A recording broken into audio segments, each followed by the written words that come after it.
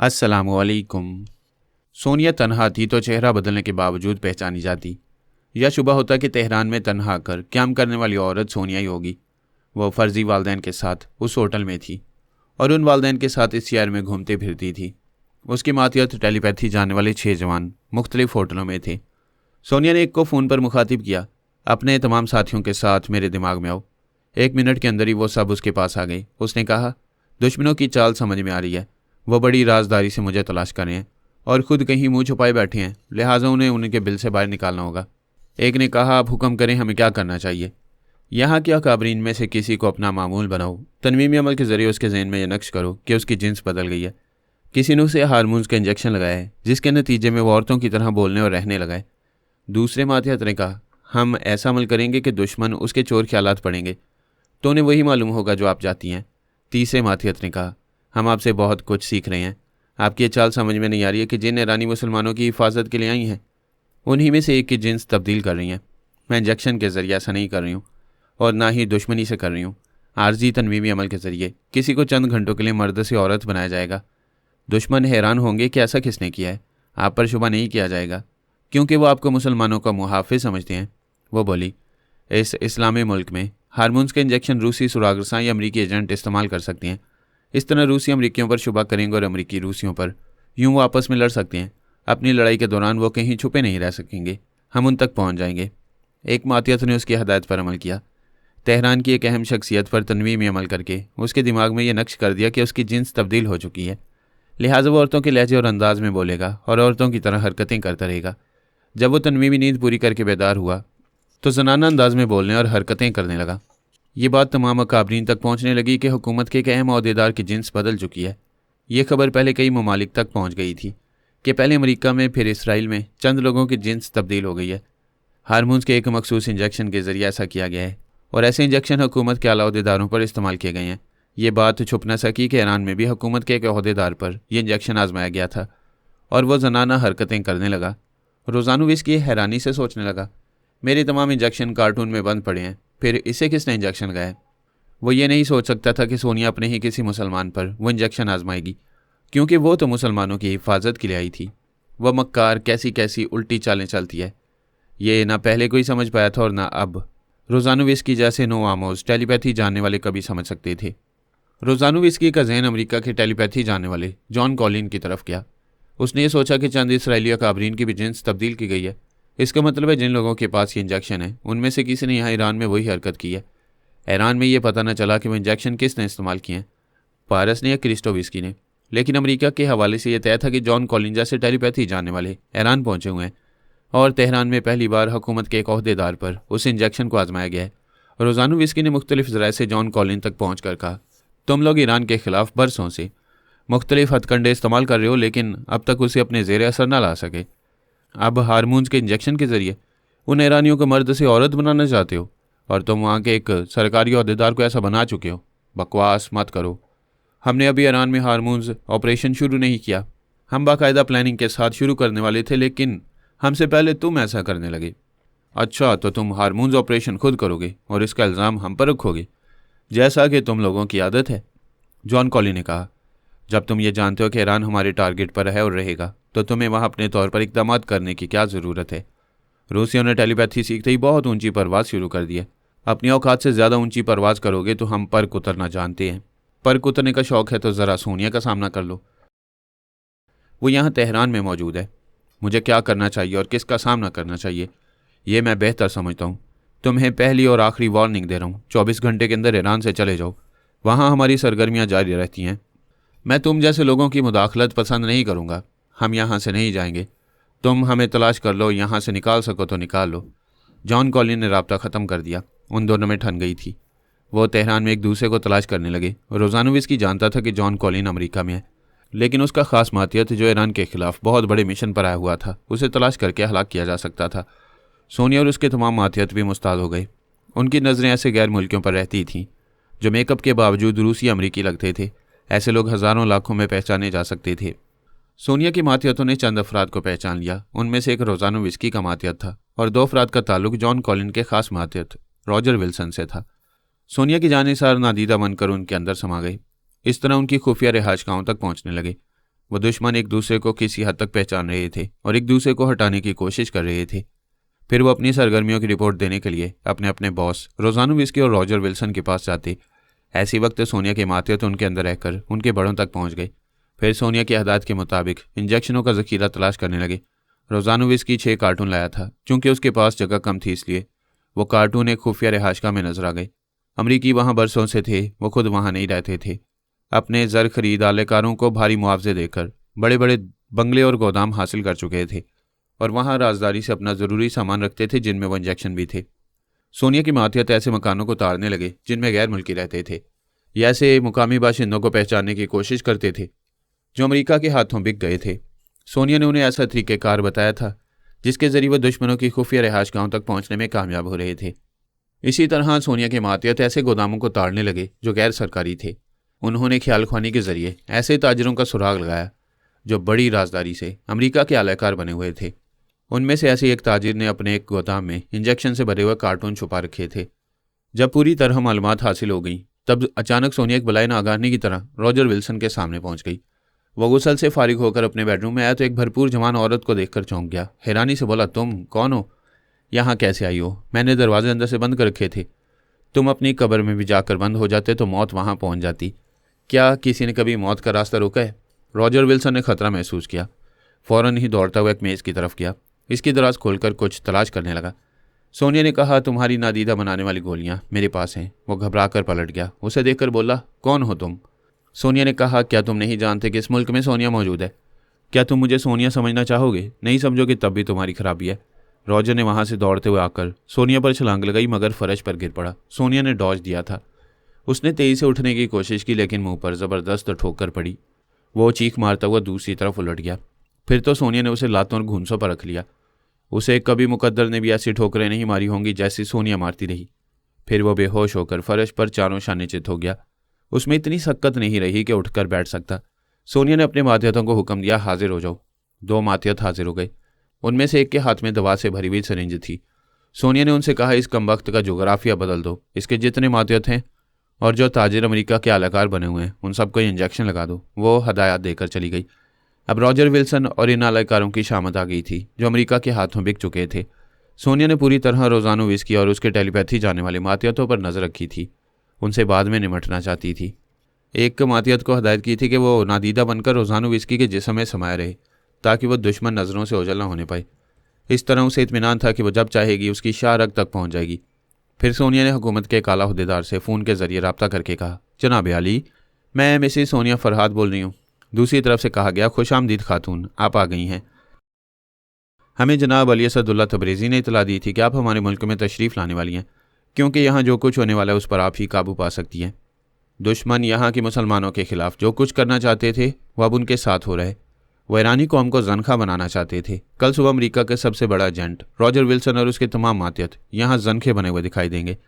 आप सैटेलाइट के जरिए उन अमेरिकी जनखों को दुनिया के हर मुल्क में दिखाएं। खातून, आपने बहुत बड़ा कारनामा अंजाम दिया है। हम तो इन बेगैरत अमरीकियों को उनका असली चेहरा दिखाने के सिलसिले में कोई दकीका फ़रोग गुजाश्त नहीं करेंगे। हमने जैसा आपके बारे में सुना था आप उससे भी ज़्यादा मुस्ताद साबित हुई हैं। यहाँ तक ही तमाम रूपोश अमरीकी और उनके चमचों को बेनकाब किया है। और एक अहम बात है, मैं एक मुसलमान ताजिर के गोदाम का पता बता रही हूँ। वहाँ दूसरे माल के साथ ऐसे कार्टून छुपे हुए हैं जिनमें जिन्स तब्दील करने वाली इंजेक्शन है। आप उन तमाम कार्टूनों को कब्जे में लेकर उन मुसलमान ताजिरों के खिलाफ कार्रवाई कर सकती हैं। हम ऐसा ही करेंगे। आपसे दरख्वास्त है कि हमसे रूपोश ना रहें, यहाँ हमारी खास मेहमान बनकर रहें और हमें मेज़बानी का मौका दें। मैं आपकी मेहमान बनने का शरफ़ ज़रूर हासिल करूँगी, लेकिन मुझे कुछ वक्त दें। मैं एक आध दिन में आपसे ज़रूर मुलाकात करूँगी। सोनिया ने राब्ता ख़त्म कर दिया। दूसरी सुबह तेहरान में तकरीबन 40 जनखे नजर आए। वो जनाना लिबास पहने हुए थे और राहगीरों से कह रहे थे, तुम पर खुदा की मार, हमें छेड़ते भी नहीं हो। लोग उन्हें हैरत से देख रहे थे। कल तक वहाँ कोई आधा तीतर आधा बटेर यूं दंदनाता नहीं फिरता था। आज 40 नजर आ रहे थे। फिर यह हैरानी से देखा गया कि कई टीवी कैमरे जगह जगह ऑन थे। शहर के जिन इलाकों में वो खुसरे नजर आ रहे थे वहाँ सरकारी तौर पर उनकी वीडियो फिल्में तैयार की जा रही थीं। इन फिल्मों को सैटेलाइट के जरिए सारी दुनिया में दिखाने के इंतजाम किए जा रहे थे। रोजानोविस्की ने भी यह तमाशा देखा और बहुत खुश हुआ कि सोनिया का ध्यान अमरीकियों की तरफ है और वह रूसियों के अज़ाइम से बेखबर है। अब उसे ये मालूम नहीं होगा कि रोजानोविस्की उसकी ताक में वहाँ बैठा हुआ है। जब इन फिल्मों को सैटेलाइट के जरिए तमाम दुनिया में दिखाया गया तो अमरीकी चीख उठे। वो कहने लगे कि रॉजर विल्सन और उसके साथ गिरफ्तार होने वाले लोगों का ताल्लुक अमेरिका से नहीं है और जो इंजेक्शन एक गोदाम से बरामद किए गए हैं उन्हें अमेरिका में तैयार नहीं किया गया। ये झूठा इल्ज़ाम है। अमेरिका को बदनाम करने के लिए ईरानी ऐसी चालें चल रहे हैं। इस इनकार के जवाब में ईरान की जानिब से कहा गया, तुम इनकार करके ज़्यादा से ज़्यादा खुद को इल्ज़ामात से बचाने की कोशिश कर रहे हो, लेकिन बहुत नुकसानात उठा रहे हो। ईरान में तुम्हारे जितने एजेंट और ज़र खरीद मुसलमान थे वो इंजेक्शनों के ज़रिए नाकारा हो चुके हैं। तुम्हारे हरबे तुम्हारी लोगों पर इस्तेमाल हो चुके हैं। हमेशा की तरह इस बार भी तुम इससे शर्मनाक शिकस्त खा चुके हो। अब भी तुम्हें शर्म नहीं आएगी। आइंदा कुछ करो तो ये याद रखना कि ईरान अब फरहाद और उसकी फैमिली का घर बन चुका है। जॉन कॉलिन और अमरीकी अकाबरीन के लिए वो इंजेक्शन मसला बन गई। उन्होंने जिस खास मकसद के तहत वो इंजेक्शन तैयार कराए थे वो पूरा नहीं हो रहा था। इसके बरक्स उन्हें तैयार कराने का इल्ज़ाम उनके साथ आ रहा था। वह इल्ज़ाम दुरुस्त था, लेकिन इसे गलत साबित करने के लिए अब उनकी तरफ से भरपूर कोशिशें होने लगी थी। रोजानोविस की अपनी रिहाइशगाह में मुतमईन था। कोई उसे चेहरे से नहीं पहचानता था। उसने ऐसा मेकअप किया था कि कोई उसे रूसी बाशिंदा नहीं कह सकता था। उसे यकीन था कि सोनिया उसे देखेगी तब भी उस पर दुश्मन होने का शुबा नहीं करेगी। उसके 4 टेलीपैथी जाने वाले वफादार थे। वो इतना मोहतात था कि उसने अपनी रिहाइशगाह का पता अपने वफादारों तक को नहीं बताया। वो अपनी दानिश्त में बिल्कुल महफूज था। ऐसे वक्त उसे सोनिया की आवाज़ सुनाई दी। वो आराम से लेटा हुआ था। उछल कर बैठ गया, फिर फर्श पर खड़ा होकर चारों तरफ देखने लगा। आवाज़ आई, रोजानू, मौत किसी को दिखाई नहीं देती। वह दूसरे ही लम्हे में गोली निगल कर नादीदा बन गया। फिर बोला, कौन हो तुम? वही हूँ जिससे तुम छुप रहे थे। यानी कि तुम सोनिया हो। अगर हो तो क्या फ़र्क पड़ रहा है, मैं अब भी छुप रहा हूँ। तुम मेरे साय तक भी नहीं पहुँच सकोगी। तो फिर तुम जहाँ जाना चाहो जाओ, मैं वहाँ भी पहुँच जाऊँगी। वह थोड़ी देर तक सोचता रहा, फिर उस कमरे से जाने लगा। सोनिया का एक माथिया तो उसके अंदर समाया हुआ था। वो ख्याल खोने के जरिए कहने लगा, मैडम, ये कमरे से बाहर जा रहा है, अब कॉरिडोर से गुजरा है और अब इस बंगले के बाहर पोर्च में एक कार के पास आकर रुक गया। वो अपने मातियत की कमेंट्री सुनती हुई बंगले से बाहर आ गई। फिर बोली, यहाँ क्यों रुक गई? वो चौंक कर बोला, तुमने मेरा पीछा किया है क्या? मैं नजर आ रहा हूँ? तुम और कहीं जाकर आजमा लो, मैं तुम्हें देख रही हूँ। अगर तुम भी मुझे देख सकते तो तुम्हें मेरे हाथ में एक सिरिंज नजर आती। सिरिंज? तुम किस सिरिंज की बात कर रही हो? वही जिसके जरिए तुम्हारी जिन्स तब्दील की जाएगी। नहीं, वो चीख कर बोला, मैं कभी ठोस जिस्म में नमूदार नहीं हूँगा। वह वहाँ से दौड़ते हुए जाने लगा। उसकी कार थी, लेकिन इसे ड्राइव करने के लिए नमूदार होना पड़ता। वो बड़ी मुश्किल में पड़ गया था। सोनिया अपने मातियत की कमेंट्री सुनती आ रही थी। वह एक सड़क के किनारे रुक गया। एक खाली टैक्सी गुजर रही थी। वो खिड़की के रास्ते टैक्सी की पिछली सीट पर आ गया। वो भी ख्याल खोने के जरिए अपने चारों मातियतों को बता रहा था कि सोनिया उसका ताकुब कर रही है, लिहाजा उसे मुसलसल दिमागी राब्ता रखा जाए। दिमाग में रहकर वो देखते जाएं कि वो कहाँ कहाँ से गुजर रहा है। टैक्सी की पिछली सीट पर वो सोनिया की आवाज़ सुनकर हैरत और खौफ से चीख पड़ा, तुम यहाँ भी हो? मुझे कैसे देख रही हो? टैक्सी ड्राइवर ने घबरा कर गाड़ी रोक दी। पिछली सीट की तरफ देखा, मगर वहाँ बोलने वाले नज़र नहीं आ रहे थे। सोनिया दुश्मन से कह रही थी, तुम्हारी बदकिस्मती है कि नादीदा होकर भी मुझे नजर आ रहे हो। इसका मतलब है तुम साया बनकर मेरे अंदर समाई हुई हो। अगर मैं तुम्हारे अंदर होती तो मेरी आवाज़ सीट के सिरे से ना आती। मैं तुम्हारे अंदर नहीं हूँ। वो ड्राइवर इतना खौफजदा हुआ कि टैक्सी से निकलकर दूर भागता चला गया। उधर रोजानोविस की भी टैक्सी से निकलकर भागते हुए गिड़गिड़ाने लगा, मुझे माफ़ कर दो, मैंने ठीक सुना था, तुम ना समझ में आने वाली बला हो। मैं हमेशा के लिए मुल्क छोड़कर चला जाऊंगा। वो एक जगह रुककर हाँफने लगा। सोनिया ने कहा, मैं तुम्हें यहाँ से वापस जाने के लिए जिंदा छोड़ूंगी, लेकिन यहाँ मर्द बनकर आए थे, औरत बनकर जाओगे? हरगिज़ नहीं। अब मैं कभी ठोस जिस्म में नमूदार नहीं होऊंगा और देखूंगा कि तुम कब तक मेरा पीछा करोगी। मैं तन्हा नहीं हूँ, मेरे कई साथी हैं। वो बारी बारी तुम्हारा पीछा करते रहेंगे। तुम कितने दिनों तक भूख बर्दाश्त करोगे? कभी तो खाने के लिए ठोस जिस्म में आना पड़ेगा। बेहतर है आंख मचोली ख़त्म करो, गोली उगल कर जाहिर हो जाओ। मेरा वादा है तुम्हें जिंदा छोड़ दूंगी। जिंदा छोड़ दोगी? मगर मेरी ज़िंदगी को मज़का खेज बना दोगी। मैं भूखा प्यासा मर जाऊंगा, लेकिन तुम्हारे हाथ नहीं आऊँगा। तुम मरते मरते भी परेशान करोगे। जब तक तुम नहीं मरोगे मेरे पहरेदारों को अपने साथ लिए भटकते रहोगे। एक मातियत की आवाज़ ही, मैडम आप आराम करें, हम इस जलील शख्स का पीछा नहीं छोड़ेंगे। रोजानू ने कहा, मुझे अपने मुल्क वापस जाने दो। मेरा पीछा करोगे तब भी मैं फ्लाइंग कैप्सूल के जरिए जाऊँगा। वहाँ तुम मेरे मुल्क के फ़ौजियों के निर्गे में आ जाओगे। बेवकूफ़, फ्लाइंग कैप्सूल मुंह में रखने के लिए तुम्हें ठोस जिस्म में ज़ाहिर होना पड़ेगा। वो झुंझला गया। उसे फरार का रास्ता नहीं मिल रहा था। बस एक आर्जी इत्मीनान था कि नादीदा है, गिरफ्त में नहीं आएगा। दूसरे लम्हे में उसकी एक खुशी ख़त्म हो गई। हालात ने ऐसा पलटा खाया जिसकी तवक्को नहीं की जा सकती थी। रोजानोविस की अचानक ही नमूदार हो गया। हालांकि उसने गोली उगली नहीं थी, वो भी तक उसके अंदर थी। इसके बावजूद वो नमूदार हो गया। फिर उसने देखा कुछ फासले पर सोनिया नमूदार हो गई थी। वो कह रही थी, तुम तो नमूदार हो गए, क्या गोली उगल चुके हो? वो सोनिया से बोला, तुम भी नजर आ रही हो, गोली मेरे अंदर है, क्या तुम उगल चुकी हो? सोनिया ने हैरानी से खुद को छूकर देखा। ऐसे वक्त उसके और रोजानू के तमाम मातियत भी नमूदार हो गए। इन लम्हात में हैरानी इतनी शदीद थी कि वो दुश्मनी भूल गए थे। सबके अंदर गोलियां थी, लेकिन वो गोलियां अचानक कैसे बेअसर हो गईं, ये किसी की समझ में नहीं आया। फिर रोजानो विस्की को खतरे का एहसास हुआ। अब वो छुप नहीं सकता था और सामने मौत खड़ी हुई थी। उसने बड़ी फुर्ती से रिवॉल्वर निकाला, लेकिन इसे चलाने से पहले ही दूसरी तरफ से गोली चली और उसके हाथ से रिवॉल्वर गिर पड़ा। उसके चारों माथियतों को भी अपने हथियार इस्तेमाल करने का मौका नहीं मिला। सोनिया के माथियतों ने उन्हें एक गन पॉइंट पर रख लिया था। वो सब एक वीरान सड़क के किनारे थे। पहले उन सब के लिबास उतार कर उन लिबासों से उनके हाथ पांव बांधे गए। वो गन पॉइंट पर थे, इसलिए चुपचाप हाथ पांव बंधवा लिए। जब उन्हें इंजेक्शन लगाने का वक्त आया तो वो गिड़गिड़ाने लगे कि उनकी जिन्स तब्दील ना की जाए। सोनिया ने कहा, तुम्हारे साथ वही हो रहा है जो तुम दूसरों के साथ करना चाहते थे। तुम हज़ारों मील दूर से ये इंजेक्शन इस्लामी मुल्क में लाए हो। अब इन इंजेक्शनों को यादगार बनाकर अपने साथ ले जाओ। उन सबको जबरन इंजेक्शन लगा दी गई, फिर उनके हाथ पांव खोल दिए गए। सोनिया ने कहा, इन इंजेक्शनों के असर से दिमागी तवानाई पहले जैसी नहीं रहती। मेरे जानिसार तुम सबके दिमागों में आते रहेंगे और तुम उनके अहकामात की तामील करते रहोगे। अब यहाँ से जाओ। वो उठकर शहर की तरफ जाने लगे। सोनिया के जानिसार उन्हें एक पुलिस स्टेशन ले गए। वह उन्होंने तहरीरी बयान दिया कि उनकी असलियत क्या है और वह ईरान कैसे मजमूम मकासद की तकमील के लिए आए थे, लेकिन अब नाकाम होकर सजा पा रहे हैं। उनके बयानात आला अहदेदारों तक पहुँचाए गए। सोनिया ने कहा, चंद घंटों के अंदर इनकी जिन्स तब्दील होने वाली है। ये सब रूसी इनकी भी वीडियो फिल्में तैयार की जाएं। वहाँ से वो होटल के कमरे में आई, दरवाजे को अंदर से बंद किया। वो मालूम करना चाहती थी कि नादीदा बनाने वाली गोली नाकारा कैसे हो गई। सिर्फ उसकी नहीं, सबकी गोलियां नाकारा हो गई थी और सभी अचानक नमूदार हो गए थे। ऐसा क्यों हुआ, यह हकीकत जनाब तबरेज़ी बता सकते थे। वह शुमाल की तरफ रुख करके फ़र्श पर पालती मारकर बैठ गई। जब उसे जनाब तबरेज़ी से रब्ता करना होता तो वो यही करती।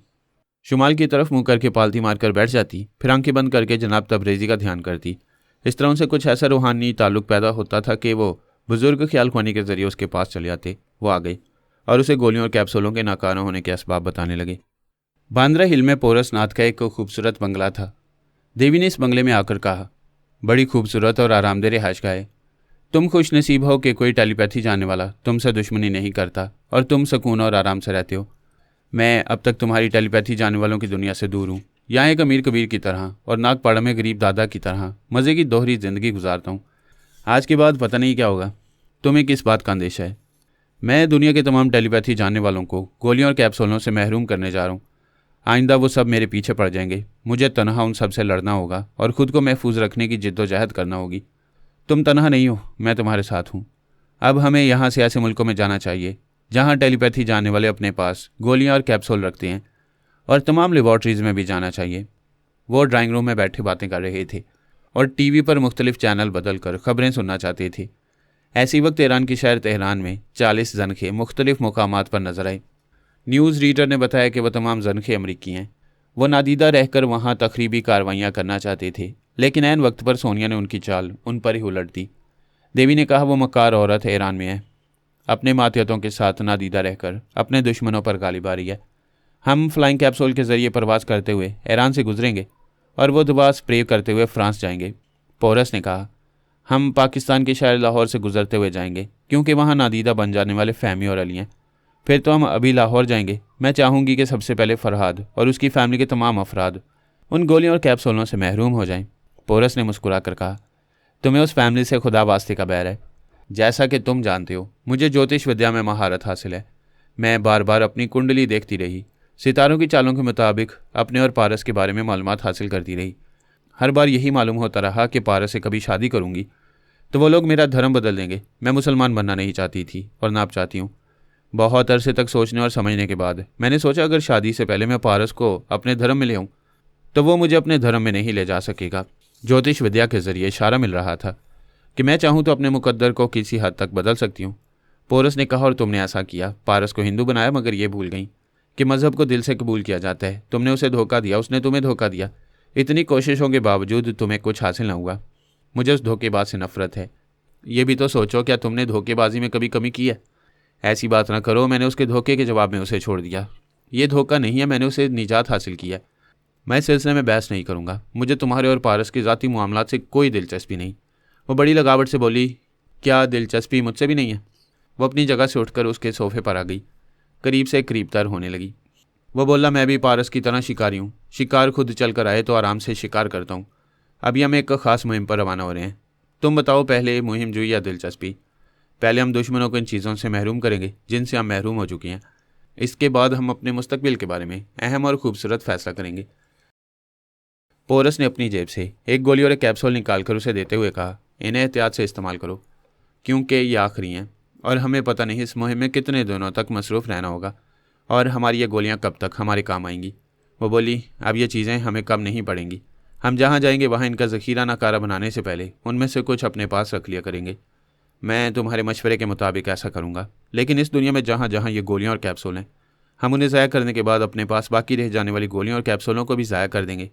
हाँ, हमारे पास जो चीज़ें बाकी रहेंगी हम उन्हें ज़ाया कर देंगे। वह दिल है दिल में बोली, मैं इतनी नादान नहीं हूँ।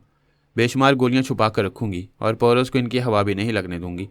वह दोनों उस बंगले से बाहर आ गए। पोरस ने पूछा, पहले हम कहाँ जाएंगे? मैं कह चुकी हूँ, पहले पारस और उसकी फैमिली को इन चीज़ों से महरूम किया जाएगा, इसलिए हम लाहौर जाएंगे। दोनों ने अपने अपने मुंह में गोलियां और कैप्सूल रख लिए। गोलियों को निगल कर नादीदा हो गए, फिर वहाँ से लाहौर के लिए परवाज करने लगे। फहमी और अली लाहौर वाली कोठी में थे। उन्हें कत्ल करने के लिए लॉर्ड 3 के नाम पर्ची निकली थी और लॉर्ड 3 ने यह अच्छी तरह प्लानिंग की थी कि उन्हें कत्ल करने के लिए कौन सा तरीक़ेकार इख्तियार करना है। उसने पहले ये मालूम किया कि वह दोनों अपनी कोठी में रहते हैं। उन्हें इत्मीनान हो गया कि फ़खरुद्दीन का कातिल मुख्तार शाह अपने बुरे अंजाम को पहुंच चुका है।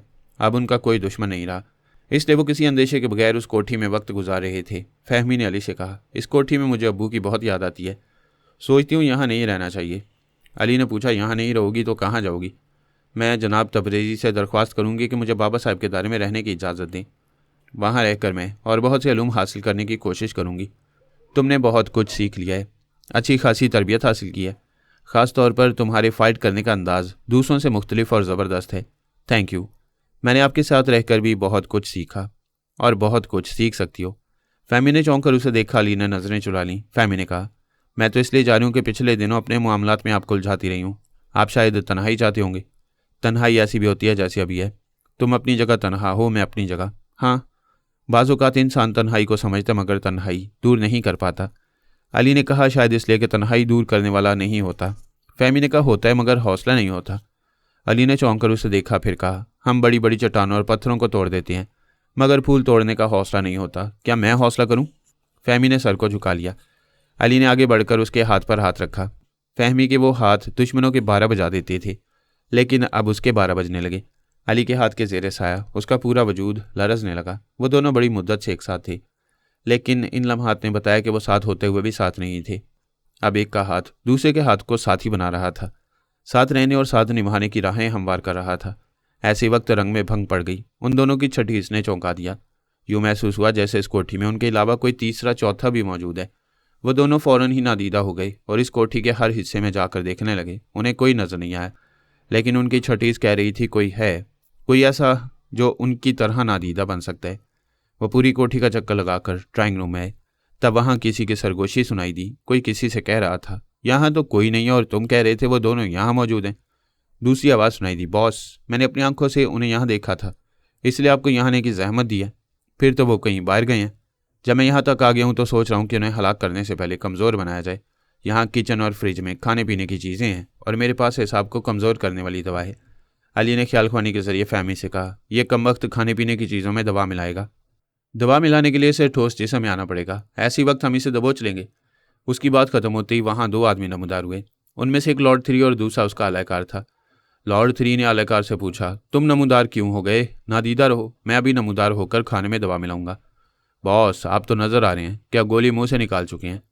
इस वक्त वो किचन में थे। लॉर्ड 3 ने कहा, नहीं, गोली मेरे हलक के नीचे है, मुझे नज़र नहीं आना चाहिए और तुम कह रहे हो मैं नज़र आ रहा हूँ और तुम भी नज़र आ रहे हो, जबकि मैंने गोली मुंह से नहीं निकाली है। मालूम होता है आपकी गोलियां बेअसर हो गई हैं।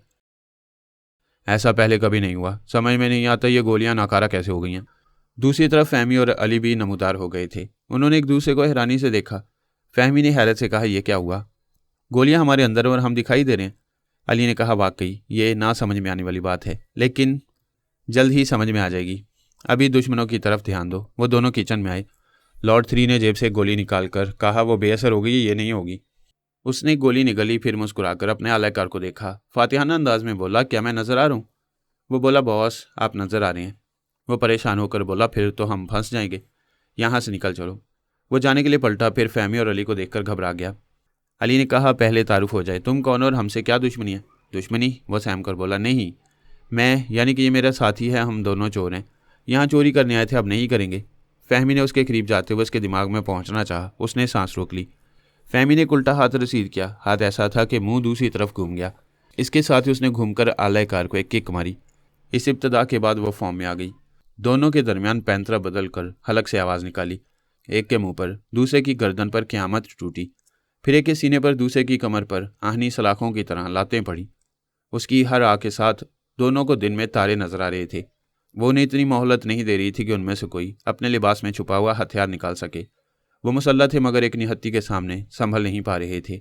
उसकी हर आ किसी हथियार की तरह आकर उन्हें लगती। उसकी बड़क लगाने का अंदाज ऐसा था जैसे मुकाबिल को बुला रही हो और आने वाले की शामत आ जाती थी। इस तरह रह रहकर पैंतरे बदलती थी कि हमला करने वाले नाकाम रह जाते। फिजा में कलाबाजियाँ खाती हुई उनके सरों पर से गुजरती हुई आगे से पीछे और दाएं से बाएं पहुंच जाती। फिर जहां पहुंच जाती थी वहां से फिर अजाब बनकर नाजिल हो जाती थी।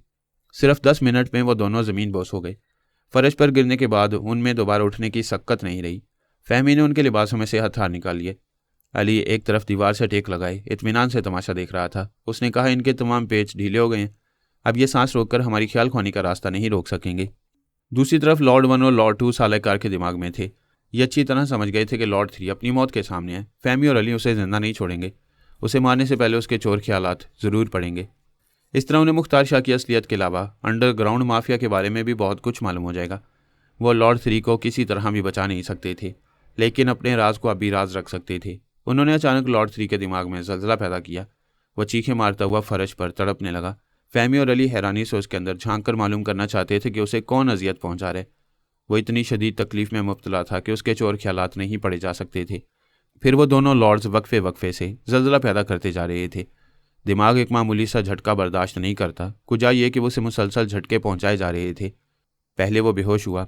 दोनों लॉर्ड्स नहीं चाहते थे कि वो दोबारा होश में आकर अपने चोर ख्यालात सुनाए। उन्होंने जालमों की तरह इंतहाई झटके पहुंचाए। वो बर्दाश्त न कर सका, उसका दम निकल गया।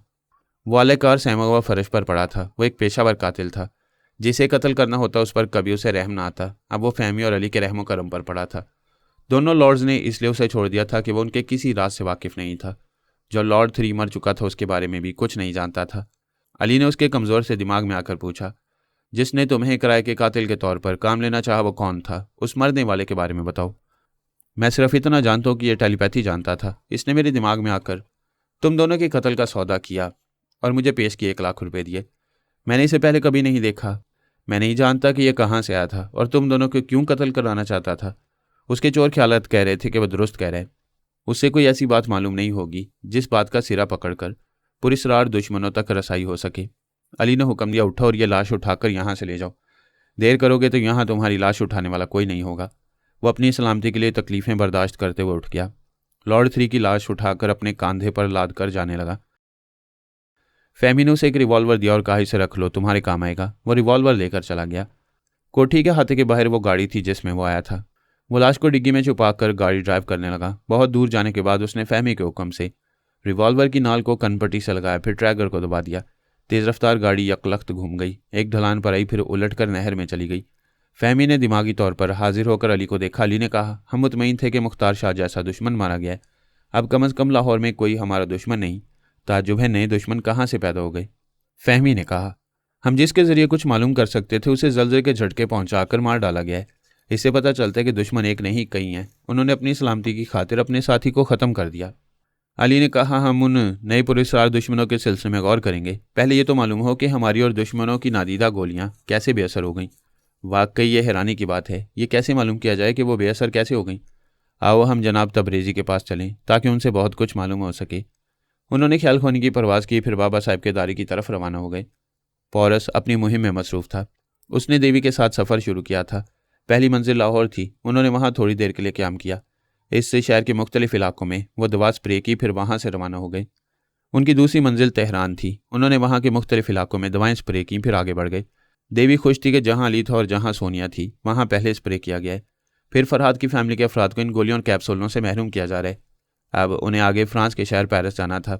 उधर सफ़र करने के दौरान उसने पौरस से कहा, पहले हम बाबा साहब के दायरे के अतराफ़ परवाज़ करेंगे और अच्छी तरह दवाएं स्प्रे करेंगे। वो बोला, पहले करो या बाद में, स्प्रे तो करना ही है। जैसा तुम चाहोगी वैसा ही होगा। जब वो पेरिस पहुंचे तो रात हो चुकी थी। देवी ने कहा, मैं तो थक गई हूँ।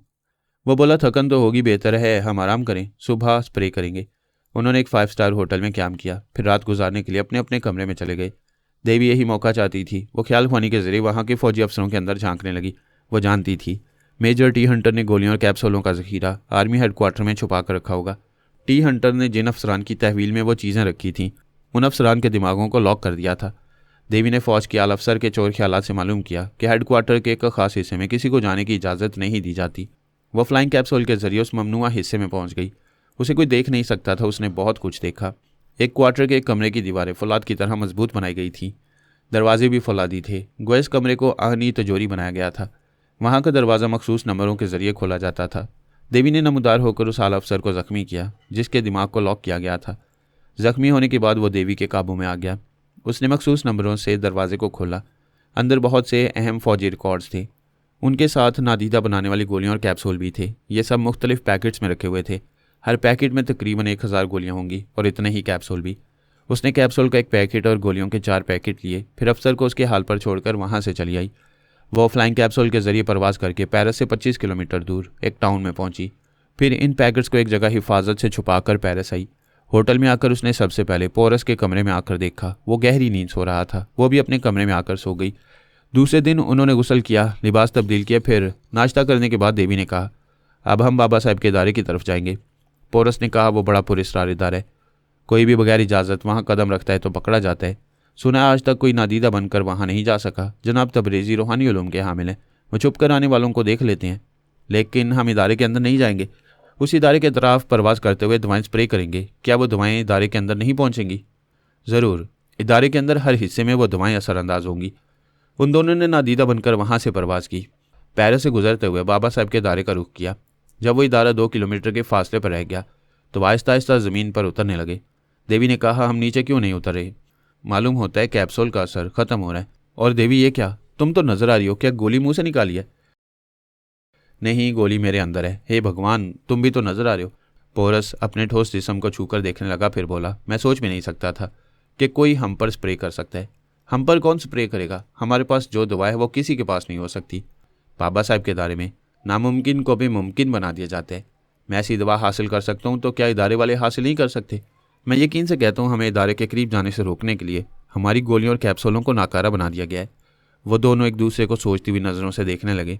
ये बात समझ में आ गई कि इस इदारे के अंदर तो क्या, बाहर भी मुखालफाना ख्यालात रखने वालों को करीब नहीं आने दिया जाता।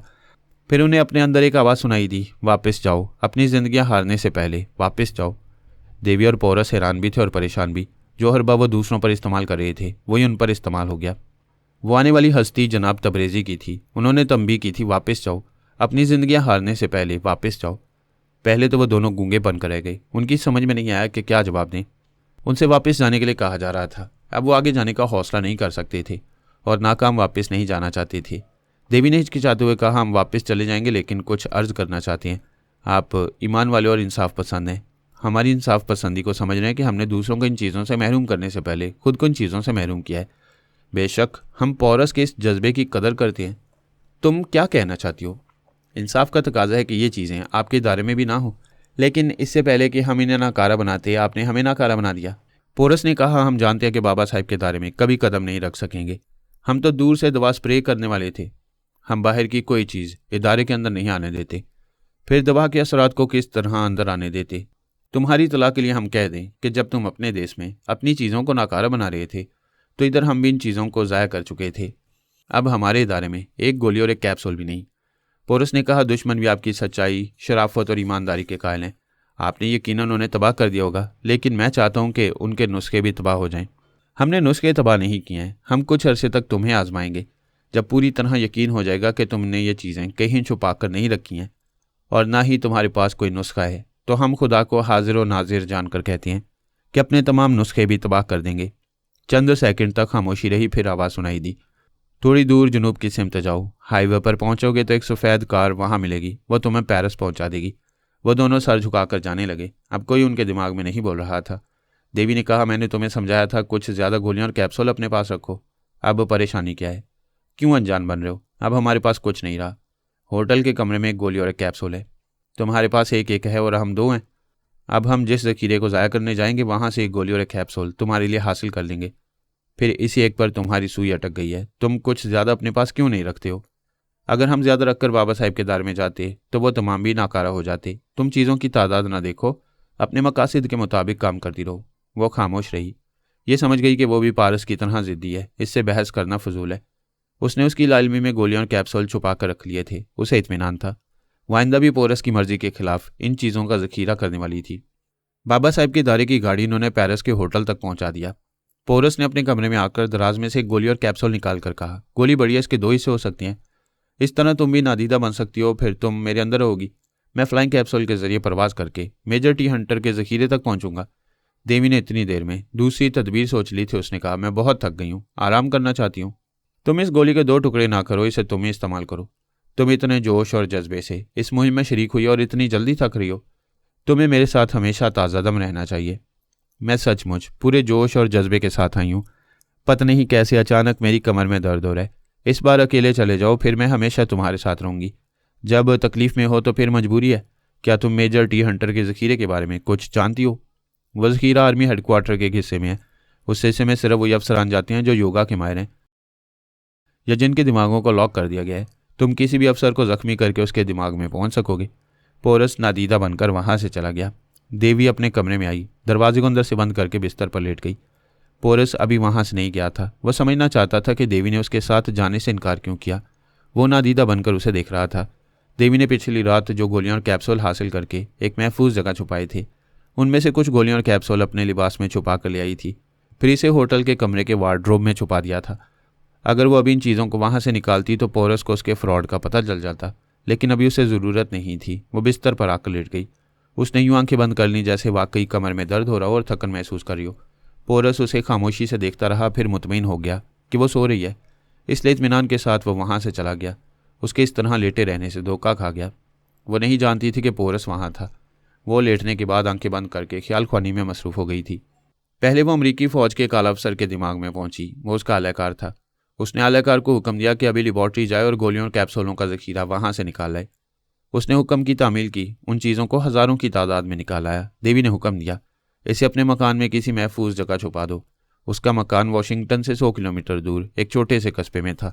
वो फ्लाइंग कैप्सूल के जरिए 100 किलोमीटर दूर चला गया। इसके बाद देवी ने इसराइल का रुख किया। वहाँ के एक आला हाकिम से भी यही काम लिया।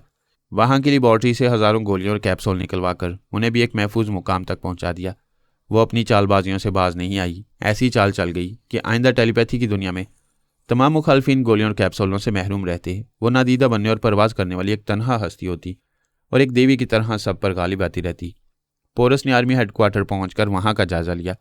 वहां एक खास फौजी क्वार्टर के अतराफ सख्त पहरा था। उन आला अफसरान के दरमियान मेजर टी हंटर भी था और तमाम अफसरान को डांट रहा था, पूछ रहा था, वहां नहीं तिजोरी वाला कमरा कैसे खोला गया, किसने उसे खोला था। जिस अफसर की ड्यूटी थी उसने कहा, पिछली रात अचानक मुझ पर हमला किया गया, मैं जख्मी हो गया था। मैंने एक औरत को देखा, वो दरवाजे को मखसूस नंबरों से खोलकर अंदर गई, फिर गोलियों और कैप्सूलों के चंद पैकेट्स लेकर अचानक नादीदा हो गई। मेजर टी हंटर ने कहा, इसका मतलब है कि वो आने वाली नादीदा बन जाती है और टेलीपैथी भी जानती है। उसने पहले तुम्हें जख्मी किया, फिर तुम्हारे दिमाग से दरवाज़ा खोलने वाले मखसूस नंबर मालूम किए। इस तरह उसने अंदर पहुंचकर वो गोलियां और कैप्सूल हासिल किए। जख्मी अफसर ने कहा, मैं उस औरत की सूरत ना देख सका, पता नहीं वो कौन थी। मेजर टी हंटर ने कहा, 2 ही औरतों पर शुबा किया जा सकता है, पिछली रात मैडम सोनिया आई होगी या फिर देवी सीतारा। पोरस वहां नादीदा बनकर उनकी बातें सुन रहा था। उसने अपनी जहानत से सोचा, सोनिया उन गोलियों और कैप्सूलों को चोरी करने नहीं आएगी, क्योंकि ये चीज़ें बाबा साहब के दायरे में ज़ाया की जा चुकी हैं। वो बाबा साहब का इदारा असूलों का पाबंद है। उस इदारे से ताल्लुक़ रखने वाले ना ये चीज़ें कहीं से चुराएंगे और ना उन्हें इस्तेमाल करेंगे। पोरस की समझ में यही बात आ रही थी कि देवी उससे धोखा कर रही है। वो पिछली रात यहाँ आई होगी और अपनी ज़रूरत के मुताबिक गोलियाँ और कैप्सूल चुरा कर ले गई होगी। अगर उसने ऐसा किया है तो आइंदा भी अमेरिका और इसराइल में यही करेगी। उस कुतिया की दुम वाकई टेढ़ी है। जिसे फरहाद और उसके बेटे सीधा ना कर सके, उसे सीधा करने में मैं अपना वक्त ज़ाया नहीं करूँगा। होटल जाकर उसकी चालबाजी को समझने की कोशिश करूँगा। अभी मेजर टी हंटर से निमटना चाहिए, उसने सोचा। वह मेजर टी हंटर और दूसरे अफसरान के सामने अचानक नमदार हो गया। टी हंटर बैठा हुआ था। उसे देखते उछल कर बोला, पारस तुम? हाँ, मैं ये कहने आया हूँ कि गायब होकर चूहे बिल्ली का खेल एक अरसे तक होता आ रहा है। मैं ये खेल ख़त्म करने आया हूँ। तुम इस सिलेंडर को देख रहे हो जो मेरी पुश्त से बंधा हुआ है? मेरे हाथ में इसकी स्प्रे नोजल है। मैं इसमें मौजूद दवा स्प्रे करूंगा तो नादीदा बनाने वाली तमाम गोलियां और फ्लाइंग कैप्सूल बेअसर हो जाएंगे। टी हंटर ने कहा, तुम्हारी ये बकवास कुछ समझ में नहीं आई। कुछ बातें ऐसी होती हैं जो अमली तौर पर समझ में आती हैं। मैं तुम्हें अपने अमल से समझा रहा हूँ। पोरस ने होंठों को सख्ती से भींच लिया, सांस रोक ली, फिर स्प्रे करने लगा।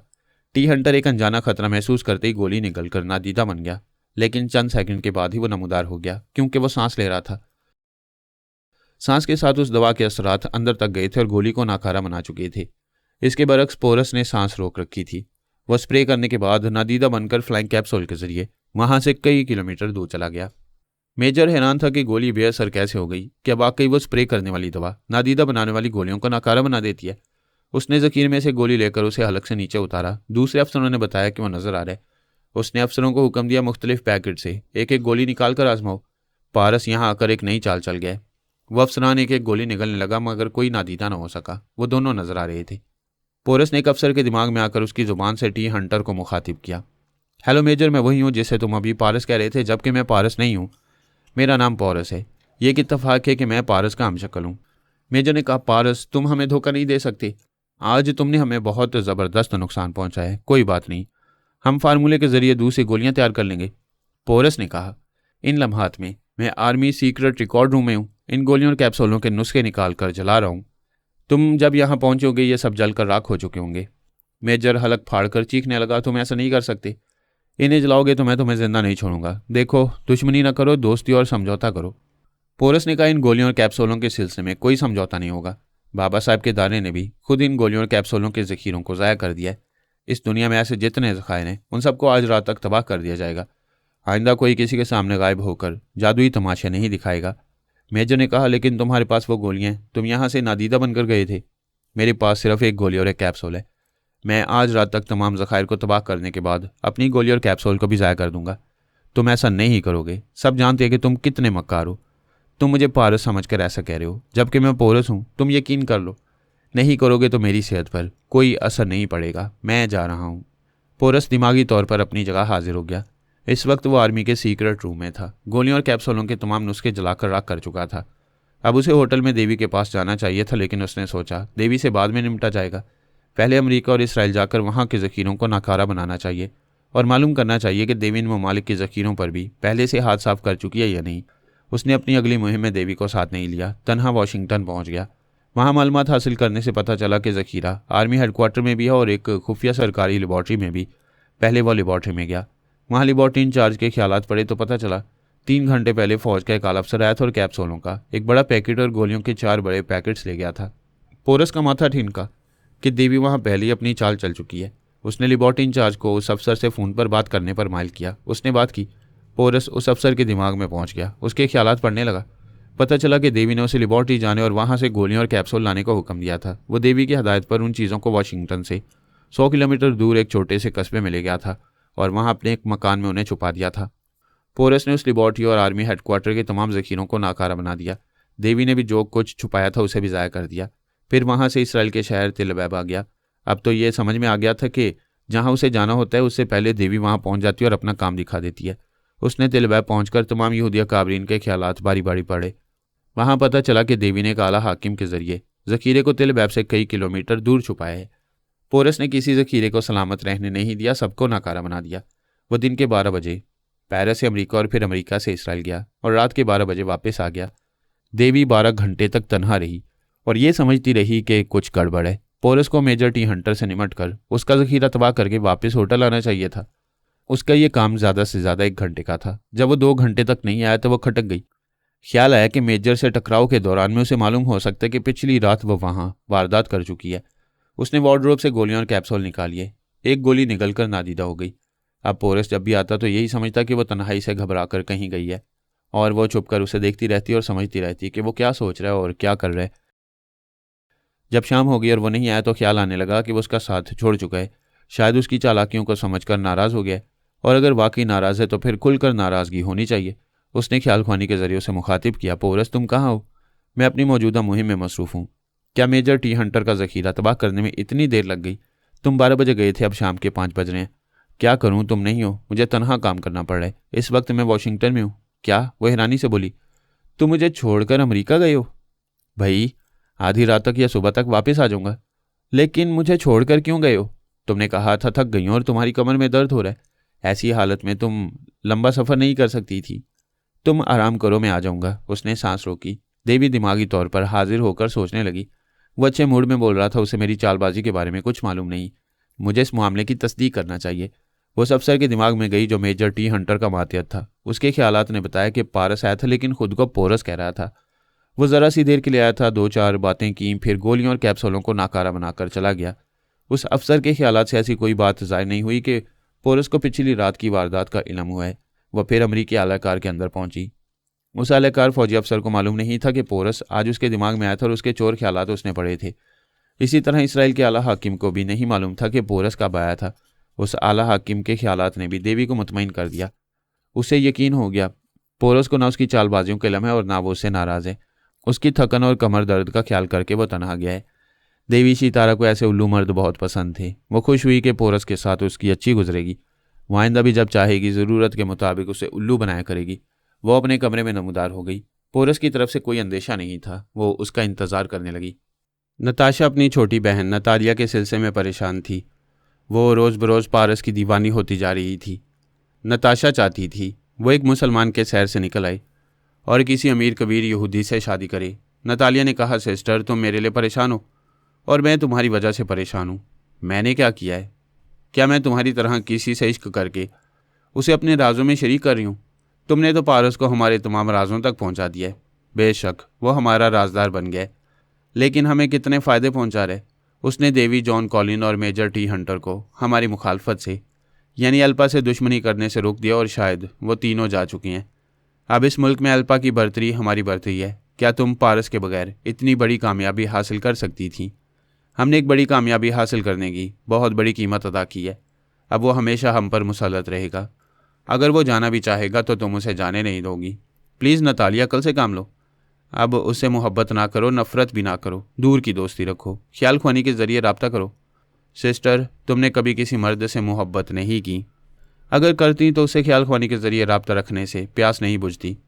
तुम भी उस मर्द की तरफ खिंचती जाती। मैं तुम्हारी तरह नादान नहीं हूँ कि एक मर्द को अपने ऊपर मुसल्लत कर लूँ। मेरी बात समझो। मर्द एक ज़रूरत है, जैसे खाना पीना और पहनना अपनी अपनी जगह अहम ज़रूरतें हैं। किसी दिन कोई डिश चखी, किसी दिन कोई और डिश, किसी दिन एक लिबास पहना, किसी दिन कोई दूसरा लिबास पहन लिया। इस तरह जब किसी मर्द की ज़रूरत हुई उसे ख्याल ख्वानी के ज़रिए बुलाया, ज़रूरत पूरी की, फिर उसे रुखसत कर दिया। इस तरह किसी एक मर्द की मोहताजी नहीं रहती। वो औरत ही क्या जो अपने एक और सिर्फ एक मर्द की मोहताज ना हो। जब एक औरत अपने मर्द से हार कर उसे जीत लेती है तो कितनी मुसरतें हासिल होती हैं। इन मुसरतों को ना तुम कभी समझ पाओगे और ना कभी हासिल कर सकोगी। मुझे तुम पर तरस आता है सिस्टर। नताशा ने सोचा, पारस का जादू नतालिया के सर चढ़कर बोल रहा है। किसी और तरीके से इस जादू का तोड़ करना होगा।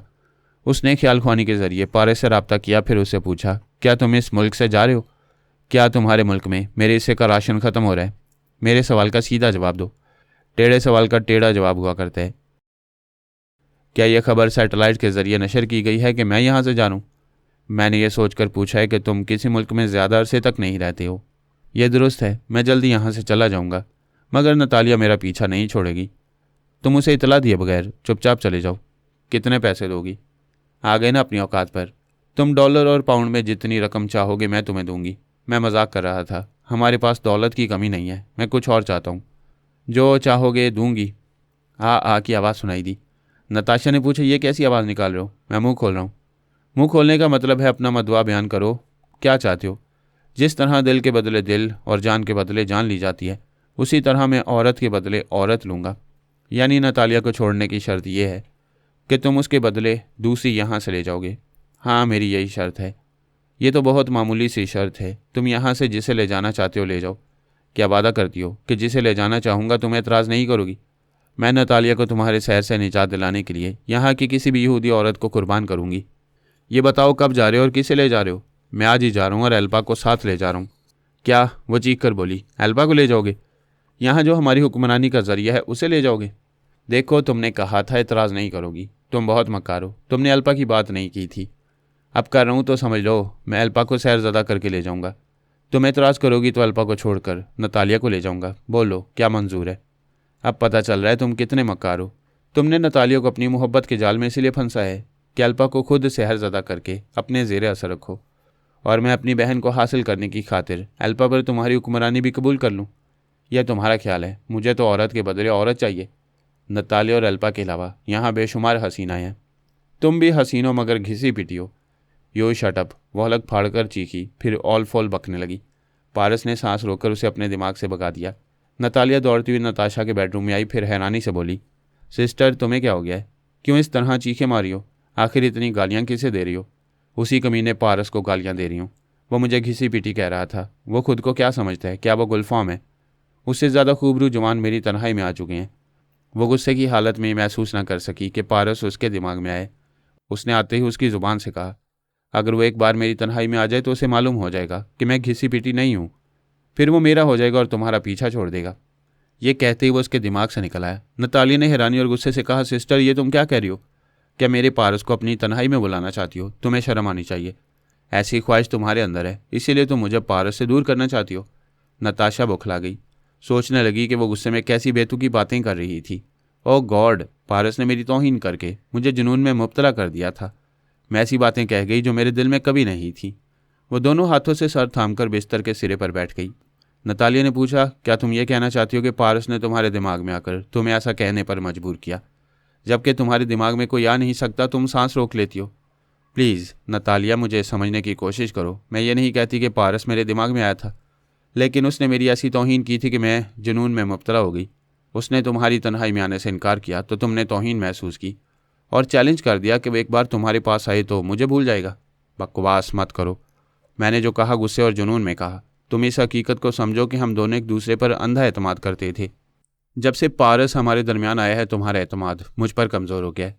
बेहतर है तुम जाओ, मुझे तनहा छोड़ दो। मैं ये याद दिलाने आई हूँ कि अल्पा हमारे काबरीन के इजलास में शरीक होने जा रही है। 15 मिनट के बाद इजलास शुरू होगा। तुम्हारा मूड ठीक हो तो अल्पा के अंदर चली आना, मैं उसके पास जा रही हूँ। वो चली गई। नताशा अपने दिमाग से गुस्सा निकाल कर नॉर्मल होने की कोशिश करने लगी। क्रिस्टोविस्की ने 2-4 यहूदिया काबरीन के दिमाग में आकर कहा था कि इसराइल के आला हाकिम की जिन्स पारस ने तब्दील की थी, लेकिन इल्ज़ाम क्रिस्टोविस्की पर आयद किया गया। लिहाजा तमाम अकाबरीन को यकजा किया जाए ताकि उन सबके सामने हक़ाइक़ बयान किए जा सकें।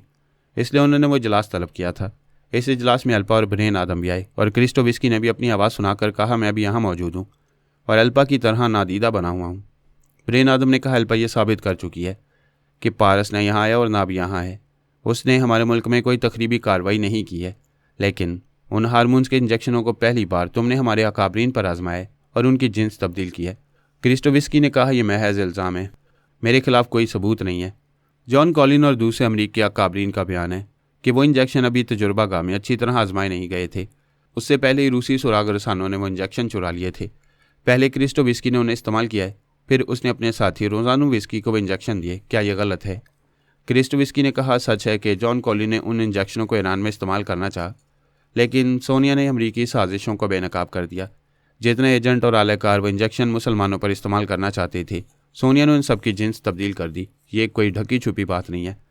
ब्रेन आदम ने कहा, हाँ, सैटेलाइट के जरिए सारी दुनिया को यह भी मालूम हो चुका है कि रोजानोविस्की ऐसे इंजेक्शन इस्तेमाल करने के दौरान में मारा गया है। क्या यह झूठ है? आप लोग हम रूसियों के पीछे पड़ गए हैं। अभी तक हमने यहूदियों से दुश्मनी नहीं की थी, लेकिन मुझे बताना ही होगा कि रूस से आने वाला ये क्रिस्टोविस्की कितना खतरनाक है। एल्पा ने कहा, तुम हमें चैलेंज कर रहे हो। ये खोखला चैलेंज नहीं है। इस वक्त मेरी पुश्त पर बंधे हुए किट में हार्मोन्स के सैकड़ों इंजेक्शन है। मैं इस इजलास से जा रहा हूँ और चुन चुन कर यहाँ के अकाबरीन की जिन्स तब्दील करूँगा। एल्पा ने कहा, अभी ना जाओ, रुक जाओ, पहले मेरी बात सुनो। मैं जा रहा हूँ, वक्त किसी के कहने से नहीं रुकता। उसकी बात ख़त्म होते ही अचानक हालात ने पलटा खाया। वह इजलास में बैठे हुए अफराद के दरमियान से गुजरने के दौरान में नमूदार हो गया। एल्पा ने बुलंद आवाज़ में कहा, वो नमूदार होकर जा रहा है, उसे गिरफ्तार कर लो। ऐसा कहने के दौरान में खुद एल्पा नमूदार हो गई। ब्रेन आदम ने हैरानी से पूछा, एल्पा ये क्या? तुमने गोली मुंह से क्यों निकाली है? क्यों नमूदार हो रही हो? गोली अभी एल्पा के अंदर थी और वो हैरान हो रही थी। उधर कई फौजी जवानों ने क्रिस्टोविस्की को निर्गय में ले लिया। उसके पास बचाव के लिए गन थी, लेकिन उसके चारों तरफ गनमैन थे। वो एक गोली चलाता तो चारों तरफ से गोलियों की बौछार शुरू हो जाती। वो भी हैरान हो रहा था कि नमूदार कैसे हो गया और गोली बेअसर क्यों हो गई है। एल्पा ने दूसरी गोली निकाल कर निकली। ब्रेन आदम ने इनकार में सर हिलाकर कहा, नहीं, तुम सामने नजर आ रही हो। मालूम होता है तमाम गोलियां बेअसर हो गई हैं। अकाबरीन पूछने लगे, बात क्या है? नादीदा बनने वाले नमूदार कैसे हो रहे हैं? ब्रेन आदम ने कहा, हम ये समझने की कोशिश करेंगे, पहले क्रिस्टोविस्की से निपटा जाए। एल्पा ने उसे कहा, हेलो, रूसी बहुत उछल रहे थे। मैंने रुकने के लिए कहा तो तुमने जवाब दिया था, वक्त किसी के कहने से नहीं रुकता। मगर देख लो तुम्हारी बदकिस्मती ने किस तरह तुम्हें रोक दिया है। ब्रेन आदम ने कहा, तुम एल्पा पर यह इल्ज़ाम लगाना चाहते थे कि उसने पारस को इस मुल्क में छुपा रखे, और पारस जो तकरीबी कार्रवाइयाँ कर रहे हैं उन सब का इल्ज़ाम तुम पर लगाया जा रहा है। अब तुम टॉर्चर सेल में सच उगल दोगे। क्रिस्टोविस्की ने कहा, वाकई से बदकिस्मती कहते हैं। ऐन वक्त पर नादीदा बनाने वाली गोली ने धोखा दिया है। मैं तो जीती हुई बाजी हार गया। उसे निहत्था करके उसकी पुश्त पर बंधी हुई किट को कब्जे में ले लिया गया। इस किट में हार्मोन्स के सैकड़ों इंजेक्शन थे। एल्पा ने कहा, क्रिस्टोविस्की, तुम्हारे लिए खुशखबरी है, हम तुम्हें सजाए मौत नहीं देंगे। तुम्हारा लाया हुआ इंजेक्शन तुम्हें देंगे, फिर तुम्हें तुम्हारे हाल पर छोड़ देंगे। उस वक्त नताशा, नतालिया और पारस एल्पा के अंदर मौजूद थे। दोनों बहनें अपने अपने कमरे में थीं।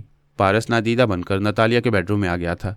फिर वो भी अचानक नमूदार हो गया। नतालिया ने उसे देखकर कहा, तुम सिस्टर की वजह से नादीदा रहने वाले थे, फिर नमूदार क्यों हो गए? वो ख्याल ख्वानी के जरिए उस इजलास में क्रिस्टोविस्की और एल्पा के नमूदार होने का तमाशा देख चुका था। नतालिया की बात सुनकर उसने हैरानी से कहा, ओ खुदाया, मेरी भी गोलियां बेअसर हो गई हैं। आखिर ये क्या हो रहा है? नतालिया ने अपनी गोली को आजमाया। उसे निकलकर आईने के सामने देखा तो वो भी नादीदा नहीं हुई नजर आ रही थी। वह परेशान होकर बोली, पारस, ये हमारे साथ क्या हो रहा है?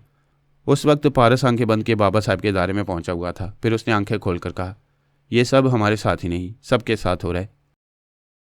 सारी दुनिया में जहां जहां नादीदा बनाने वाली गोलियां और फ्लाइंग कैप्सूल हैं, उन सबको नाकारा बना दिया गया है।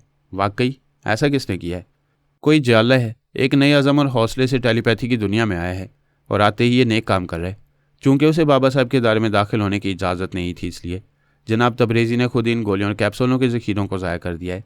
अब हमारे दायरे में एक गोली और कैप्सूल भी नहीं है। नतालिया ने कहा, लेकिन ये हम पर जुल्म हो रहा है। हम इन गोलियों के ज़रिए बड़ी बड़ी मुश्किलों से बड़ी आसानी से गुजर जाते थे। अब तो कदम कदम पर मसले पैदा होंगे। अब हमें मामूली दुश्मनों से भी छुप छुप कर रहना होगा। हम किसी दुश्मन के सामने नहीं जा सकेंगे। तुम तस्वीर का एक ही रुख देख रही हो, इसका दूसरा रुख यह है कि तुम्हारे दुश्मनों को भी गोलियों के बगैर छुपना होगा। मैं तो अपनी प्रॉब्लम देख रही हूँ, मेरे पास गोलियाँ होनी चाहिए। दुश्मन उनसे महरूम रहें तो बहुत अच्छा है। अफसोस तुम्हारी ये ख्वाहिश पूरी नहीं हो सकेगी। मुझे जो मालूमात हासिल हुई हैं उनके मुताबिक अब हमारी दुनिया में एक गोली और एक कैप्सूल भी नहीं है। अब ये चीज़ें तुम कहीं से हासिल नहीं कर सकोगी। नताशा दरवाज़ा खोलकर अंदर आई। नतालिया ने कहा, सिस्टर, यह खिलाफ तहजीब है। तुम्हें दरवाजे पर दस्तक देना चाहिए था। मुझे तहजीब ना सिखाओ। एक मर्द को अपने बेडरूम में बुलाना तहजीब है या बेशर्मी? पारस ने कहा, अब तो कोई नादीदा बन नहीं सकता। मैं छुप कर आया था, नमूदार हो गया गोलियों के ज़ाया हो जाने से। अब यह मुश्किल हो गई है कि कोई आशिक छुप कर अपनी महबूबा से नहीं मिल सकेगा। नताशा ने पूछा, आखिर ये गोलियां बेअसर कैसे हो गई हैं? मैं कई गोलियां आजमा चुकी हूँ, अब आजमाने के लिए बंदूक की गोली रह गई है। नताशा ने गुस्से से कहा, हम बहनों के बीच में ना बोला करो। पारस ने नतालिया से कहा, मुझे तुम दोनों के दरमियान नहीं रहना चाहिए, मैं जा रहा हूँ। तुम नहीं जाओगे सिस्टर? तुम पारस से सीधे मुंह बात क्यों नहीं करती हो? मुंह सीधा होगा तो बात करेंगी। देखो नतालिया, ये कैसे बोल रहा है? ये बात बात पर मेरा मजाक उड़ाता है। नतालिया ने पारस से कहा, तुम भी तो ज्यादती करते हो। मेरी बड़ी बहन के सामने अदब से बोला करो। हाँ, मैंने सुना है घर वाली की बड़ी बहन सास के बराबर होती है, और ये भी सुना है कि इज्जत ना की जाए तो सास कलेजा चबा लेती है। मैं जा रहा हूँ, अब हम शाम को मिलेंगे। वो उठकर जाने लगा। नतालिया ने पूछा, ये तो बताओ कहाँ मिलोगे? बताऊंगा तो ये मोहतरमा हमसे पहले वहाँ पहुँच जाएंगी। इससे पहले कि नताशा उसे कुछ कहती, वो तेज़ी से चला गया। नताशा ने कहा, हम आग और पानी हैं, हम कभी साथ नहीं रह सकते। पारस के साथ मुझे रहना है, तुम्हें नहीं। तुम ज़रा सोच कर बोला करो, तुम्हारा दिमाग चल गया है। मेरा वो मतलब नहीं था जो तुम समझ रही हो। ओह, मैं तो भूल ही गई थी, किचन में चाय तैयार करके आई हूँ, अभी लाती हूँ। वो उठकर किचन में आई। वहाँ केतली से 2 प्यालियों में चाय उंडेली, दूध और चीनी मिलाई, फिर एक कप में थोड़ी सी असाबी कमज़ोरी की दवा हल कर दी। एक छोटी सी ट्रे में दोनों प्यालियाँ रखकर वो बहन के पास आई। फिर वो खास प्याली उठाकर उसके हाथ में थमा दी। इसके बाद चाय की एक चुस्की लेकर बोली, मुझे पारस से कोई ज़ाती दुश्मनी नहीं है। वो अच्छा है मगर मुसलमान है। कितनी ही यहूदी लड़कियां मुसलमानों से शादियां करके शानदार जिंदगियां गुजार रही हैं। मैं भी पारस के साथ एक खुशगवार ज़िंदगी गुजारूंगी। वह चाय पी रही थी और बोलती जा रही थी। वो सोच भी नहीं सकती थी कि दिलो जान से चाहने वाली बहन उसके साथ दुश्मनों जैसी हरकत करेगी। प्याली खाली हो गई। वो परेशान होकर बोली, मेरा दिल घबरा रहा है। चाय में चीनी ज़्यादा पड़ गई थी। ज़्यादा मिठास की वजह से तबीयत घबराती है, तुम आराम से बिस्तर पर लेट जाओ। वो बेहद कमज़ोरी महसूस कर रही थी। अपनी जगह से उठकर बिस्तर पर आ गई। दिमाग इस हद तक कमज़ोर हो गया था कि वो अपने बहन की सोच की लहरों को भी महसूस न कर सकी। नताशा ने उसकी सोच में कहा, मैं आंखें बंद करके सो जाऊं तो कुछ आराम आ जाएगा। उसने आंखें बंद कर ली। नताशा ने उसे टेलीपैथी के जरिए थपक थपक कर सुला दिया। जब वो गहरी नींद में डूब गई तो वो उस पर तनवीमी अमल करने लगी। नताशा चाहती थी वो पारस को बिल्कुल भूल जाए, कभी भूले से भी याद न आए, इसलिए तनवीमी अमल के जरिए पारस को उसके दिमाग से यकसर मिटा दिया। उसके जहन में यह नक्श किया कि वो पारस का चेहरा भूल जाए, कहीं उसे देखे तो पहचानने से इनकार कर दे। उसकी आवाज़ और लहजा भी याद न रहे। उसकी सोच की लहरों को सुनते ही वह सांस रोककर उसे भगा दिया करे। नताशा ने सोचा, नतालिया बची नहीं रही। वह जवान है, उसे एक मर्द से छुड़ाने का नतीजा अच्छा नहीं होगा। वह ज़हनी इंतशार में मुब्तला हो जाएगी। उसकी अब शादी हो जानी चाहिए। ये सोचकर उसने तनवीमी अमल के ज़रिए उसके जहन में ये बात नक्श कर दी कि वो किसी अमीर कबीर यहूदी जवान को पसंद करेगी और उससे शादी करेगी।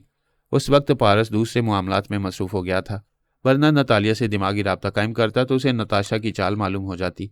नतालिया से शाम को मुलाकात का वक्त मुकर्रर हुआ था, इसलिए वह मुतमईन था। सोनिया की टेलीपैथी जानने वाले एक मातियत ने उसके पास आकर कहा, सर, मैडम बुला रही हैं। पारस ने सोनिया के पास आकर कहा, यस मम्मा, क्या बात है? मैं यहाँ तेहरान में कुछ अरसे मसरूफ़ रहूँगी। हम में से किसी एक को वाशिंगटन में रहना चाहिए। आप चाहती है मैं वहाँ चला जाऊँ? हाँ, जब तक हम में से कोई उनके सरों पर मुसल्लत नहीं रहेगा तब तक वो इंसान नहीं बनेंगे। ठीक है मम्मा, मैं कल सुबह की पहली फ़्लाइट से चला जाऊँगा। उसने दिमागी तौर पर हाजिर होकर बिल्ली डोना के मुतालिक सोचा, फिर उसके पास पहुँच गया। वो सर पकड़कर बैठी हुई थी। पारस ने जकार्ता में रहने के दौरान में उस पर तनवीमी अमल किया था। वो नहीं जानती थी कि पारस के ज़ेर असर रहा करती है। इस वक्त भी वो उसकी सोच की लहरों को अपने दिमाग में महसूस नहीं कर रही थी। उसकी सोच बता रही थी कि उसकी गोलियां और कैप्सूल भी बेअसर हो गए हैं और वह सोच सोच कर परेशान हो रही है कि आंधा नादीदा बनकर खतरनाक दुश्मनों के सामने नहीं जा सकेगी।